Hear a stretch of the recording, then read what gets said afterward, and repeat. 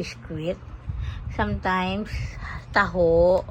Minsan, milk lang siya. Pero sasanayan namin siyang kumain ng hard food every morning. Ayaw niya na ng lugaw. Kaya, ayan. So, a day in a life with Louie. Hello, guys. So, good morning. Say good morning. Good morning, Luis. Luis, good morning. Say good morning, my love. So, what are you eating now? Huh? So, you are eating taho. Ayan po. So, every day, pagkagising niya, either egg or bread or taho.